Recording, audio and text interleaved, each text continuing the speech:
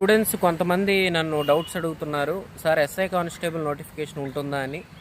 అక్టోబర్లో ఎట్టి పరిస్థితుల్లో 10,000 కానిస్టేబుళ్ళు, కొన్ని ఎస్ఐ పోస్టులకు నోటిఫికేషన్ రిలీజ్ కాబోతుంది 2025 అక్టోబర్లో. ప్రిపరేషను ఇప్పటి నుంచి స్టార్ట్ చేయండి. వచ్చిన తర్వాత స్టార్ట్ చేయడం అనేది కష్టం.